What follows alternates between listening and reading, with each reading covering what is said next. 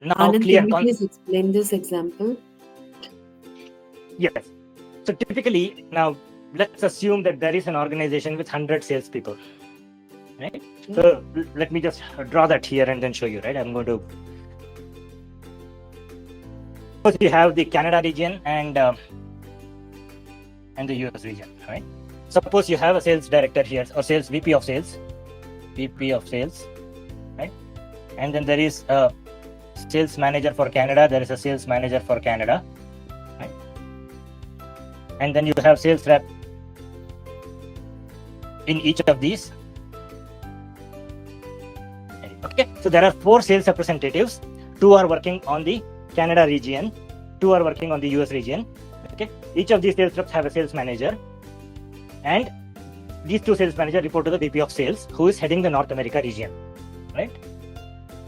Now, if an opportunity is marked as private, or let's say if an opportunity is marked as public read-write, okay, if it's marked as public read-write, as soon as this person creates an opportunity, everybody else will be able to go and edit the opportunity, right? We don't want that scenario, because if the sales rep one says that I think this opportunity is worth $100,000, we don't want some sales rep sitting in US to go and change it to say, no, I don't think it's 100,000, it's only 25,000. Doesn't make sense, right?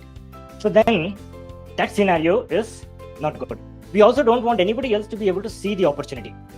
So then what we do is we will go and mark it as private.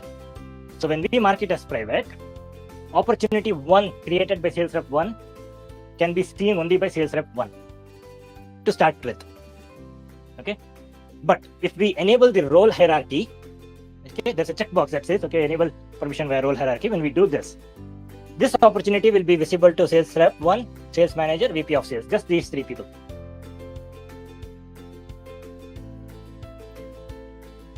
Suppose this is sales rep 2 also creates another opportunity, which is a bigger opportunity, right?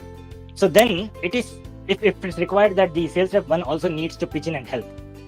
Okay, so let's say instead of 100% commission going to the sales rep 2, they agree, because it's a big deal, it's $1 million deal, right? Sales rep 1, you also help us in this opportunity, we'll give you 10% of commission. Okay, now instead of going and changing the org-wide defaults to public read, right, which is not desirable, then all these guys also will get access, right? So then you can use the sharing rules where just for that opportunity alone, you can share it with sales rep, and because of role hierarchy, sales manager and VP of sales can see. Okay, suppose it is a multi-million dollar opportunity, okay, that one of these guys are working on. Let's say he's working on one more opportunity, O3, right? That is the blue marker here. And now it's a small company, so we want all the sales managers, all the sales reps to jump on this opportunity and provide support.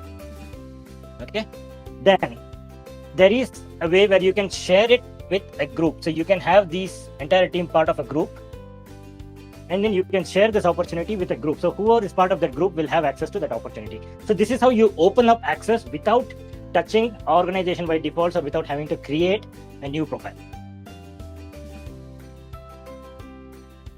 Okay, so re-listen to this video a few times if required. Extremely important concept. Too many people don't get this right.